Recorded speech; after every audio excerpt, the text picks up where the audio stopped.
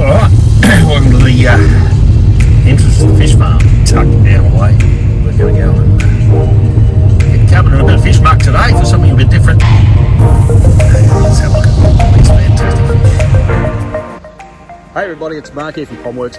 I'm out here today with Iain McGregor of Water Garden Life over here in Perth, Western Australia. I think Perth's turned on. It's fantastic weather for us. Wintry day for us. Wintry, rainy day. But Ian's going to show us a bit around the farm. I do have to stipulate this is strictly trade only location. This is not a retail location. So let's go and have a look. Okay, so this is your main broodstock pond? Yep, these are the mums and dads. And now this pond's got a bit of age to it too, hasn't it? It's a very old pond. Very old pond. This is well over 30 years old. Yep. So we've got a upwelling wetland filter up the top. Oh, it's a Brisbaneensis. I thought it was a banana pond growing in there. That's Madagascar arrowhead. Oh, okay. There you go. Yep. You learned something new. I've got to say, Ian here knows more Latin names and more plant knowledge than I could ever honestly remember. I admire you for that, mate, that's for sure. I thought I had about 200 species of plant in my backyard, and I reckon you've got over 2,000 quite easy. There's a fair few lying around. All right, so do you spawn these naturally? Or, we do. Everything's done traditionally. We went down the road of looking at spawning them a little bit more modern, I suppose, would be the idea. I did a trip to the Koi Farms in Florida a few years ago and was very interested to find out that those guys have gone full cycle now. They used to inject fish and strip them and all that sort of work, but they were losing too many important fish, and they've gone back to just doing it naturally. So we've continued doing it how we've always done it. Yeah, okay. And obviously you get a better result by... We still get more fish than we can handle. Yep. So when you understand how many eggs these things can lay, yep, and you understand how much space you've got to grow them out in, the equation points to you're going to have more fish than you can raise. Yeah, okay. The complication we have is with koi, we want to raise a lot of different colours. Yep. So we would only grow out a portion of every spawn of every colour that we produce. Yep. So, and from what I understand when it comes to koi, just because you put two kahakus together doesn't mean you're going to end up with all kahakus, no. does it? The genetics is very, very complex. And there's a few quite interesting scenarios that are involved in it, where we're breeding for the sparkly scale, Jinrin, and that has its inheritance peculiarities. We also breed the longfin, and that's another different set of genetics that you need to understand. That's more commonly known as the butterfly. Butterfly koi, yes. Yep. So they're a big thing for us. We've been very active in breeding those guys for many, many years. We grow koi that people want to keep. Yep. And people want butterfly koi. Yep. And there are black-faced koi and white-faced koi. You can see the very dark black fish with the orange and the white on them are what we call black-faced koi. And the genetics on breeding those is different than normal koi. So whenever we spawn them, only a quarter of that spawn are black-faced, and we can pick them out from day one, really, if they're black-faced or not, and we only grow out the black-faced fish. Oh, okay. So that's for showers and it's serious. Yeah, okay. And have you got any particular strain that you're sort of working on to trying to develop? Fortunately, with the history of this place, because it's been going for so long, the original owner, Colin Cave, he imported fish from Japan, and back when we were able to. Well, yeah, pre-84. Yep. So we are still working with those original bloodlines that were imported at that time. Yeah, okay. There has been new fish brought in quite a few years ago now. I haven't brought in new fish for, like I said, 10, 15 years. Yep. Certainly with koi, there hasn't been any new bloodlines in that. And because we can't import fish into the country, we've got to cherish what bloodlines we have and improve them and work on them and make them be something. Yeah. no, that's phenomenal. That's in Western Australia, it's a very strong koi state. They've got a very strong koi society. look, it's clearly obvious to me that, and sort of having worked for Clearpond, who was based here in Perth some years ago now, it's always been regarded as being the water gardening capital of Australia. I'd agree. And it definitely still is today. I'm amazed by the number of pond shops that you've got over here in Western Australia. Versus, we are absolutely overpopulated. Yeah, and yet over across on the East Coast now, number one, of course, unfortunately, koi are illegal in Queensland. Yep. They're only permitted in New South Wales and Western Australia, are the only two states where you can find them. But on the East Coast, we don't have any of these pond shops, or while we breed goldfish at home, we're only 600 square metre block, and you've got, what, 5 acres? 6.6. 6.6, there you go. Yeah. That's remarkable. All right, that's great, mate. Let's welcome. Let's keep going. Let's keep on walking. So this is sort of your main sales area. This is priced holding. So once the fish have gone through their quarantine stage, they get graded to price, size and variety in here. Yep. And this is where we'll sell fish from. Okay. So they've all been graded, treated, and they're all ready to be taken home. Yep. And acclimatised. So they've all come out of static dams, and they have to be acclimatised to a recirc system. Yep. Gin Rinogon. The Deutzer one. So he's got what they call German scales. Okay. And that's just a scale mutation for the table. Yep. So that was originally selected in Europe for table fish, so you didn't have to sit there and scale them. Oh, okay. Yeah. So, normal fish, you've got to scale them before you eat them. These guys have got no scales, or much less scales. Wow. So the Japanese grabbed that genotype from the European carp. Yep. Being all Cyprinus carpio, they were able to take it and put that into koi. Unbelievable. And interestingly, that Deutz fish is also a gin ring. You can see the sparkling facets in the row of scales on the dorsal. Yeah. Beautiful fish. Tancho? Tancho kahaku. So every koi colour can have tancho in it, but it's kahakus that are the highly esteemed version. Yep. And that's not a bad one. That's not a bad one at all. And with koi, it's always have your ideal in your head and work towards it. There's always something wrong with them somewhere. And the harder you look at them, the more you know. The more faults you'll find. Yeah. You can see that one's got a little fleck of colour in the tail. That's not ideal. Yep.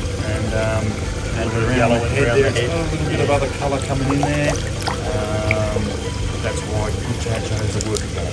Yeah. The hundreds of thousands of fish that go by the wayside to get a handful of them.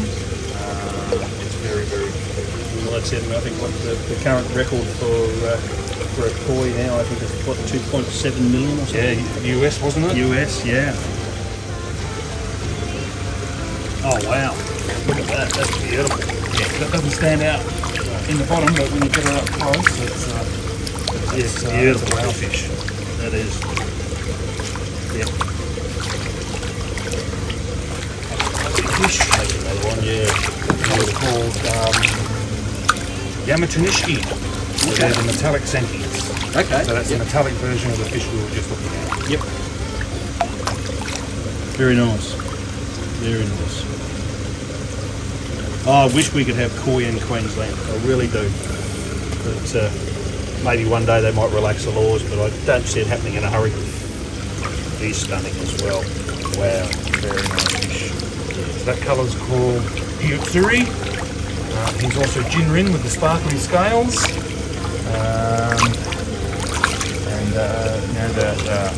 The colour's nice and bold for an 18-month-old fish to have red like that. Very, very good sign. That is a very high quality fish. And when we lift him up in the water, you'll see that the colour goes all the way around the body.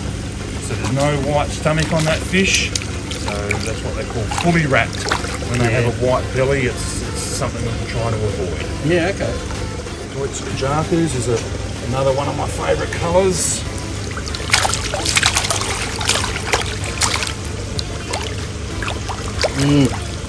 So as always, the aim is to get them redder and redder and redder. Yep. So we're on the way with these guys. It's difficult when you only got a limited bloodline to work with, and you've just got to breed as many fish as you can, and select the best of it, and do it again and again and again. Yeah, just keep repeating the process. Yeah.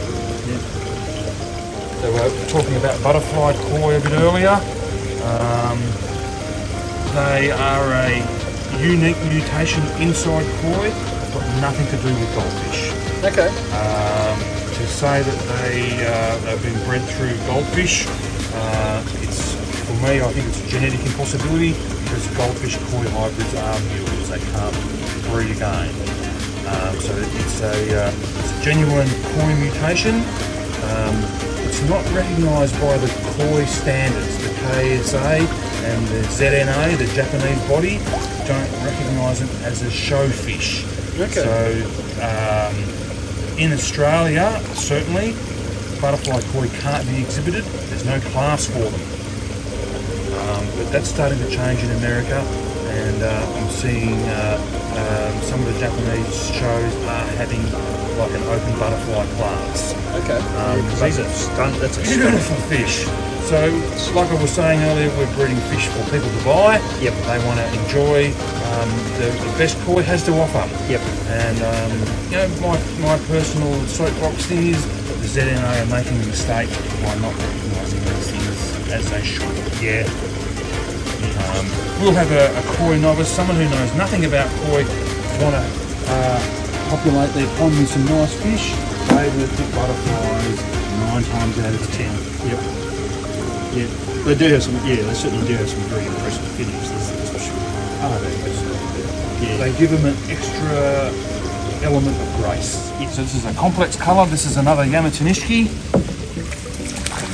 So this guy is showing us butterfly and Jinrin. Yeah. So for me, that's the pinnacle of ornamentation in koi. It's very metallic. It's incredible. Just the reflection on those scales. Yeah. Yeah. We've got a nice base pattern there with the orange, and we've got quite nice sumi overlaying that. Beautiful Jinrin's reflective scales, and long fin. Yeah. So yeah, all the features packed in. Beautiful. We don't get enough of them, Mark. No. We need a million of them. Just got to work out how to clone them, mate. Yeah. It's the... And what I'm also playing around with at the moment is what we're considering metallic kahakus. Okay. So we've worked at this angle a few different ways. Some of them have been just simply spawning a kahaku with a platinum ogon. Yep. When we do other colours like kajaku and harawak, we'll get fish like this come out of the spawns as well. Yep. So over the years, we've just collected the best of what we've found. We've been breeding them together, and this current generation, we've really taken a big step in that progress. So Yep. we've got that. It's almost red. You know, I wouldn't say that's bright blood red yet, but you could possibly call that red. And we just want to improve on that and back it up. Yeah. And this year we've got fish like that to use, so we're really looking forward to it. Yeah. That's one of our passion projects is making this colour. Yeah. Well, that's it. That's what it's all about, Yeah. isn't it? Is developing that strain. And that's quite an attractive fish in anybody's Yeah. book, I reckon. Definitely. Yeah, I'd be happy if that was swimming in my pond, but I can't do that. I'm not allowed. And the other difficult colour was we were talking about the black bass fish, the showers and the itsuris. Here's a really nice young fish. Not as much feature, no Jinrin or long fin on that one, but very nicely balanced.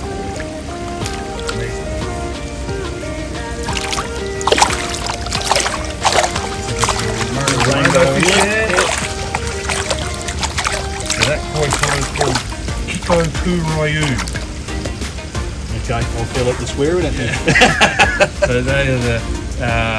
So to make this colour, we're mixing Kimono Ryu with with metallic tortoise fish. Yeah. Okay.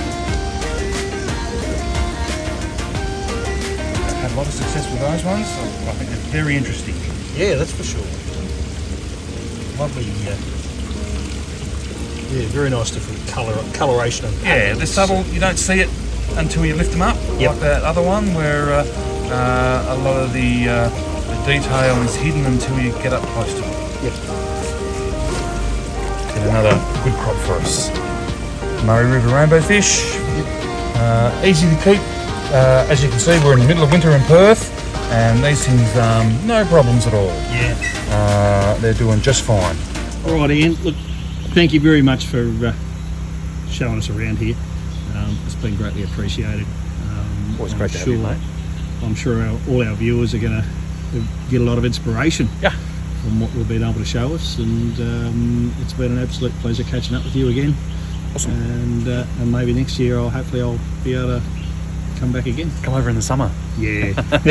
Come over when it's warmer. All the water lilies are in bloom. It's a nice place to be. Yeah, that's it. All right, guys, if you want to see more videos like this, like, comment and subscribe. Let us know in the comments what you want to see, and yeah, we can meet other fascinating people like Ian here and as well. Beautiful. All right, catch you all later. Cheers. Cheers.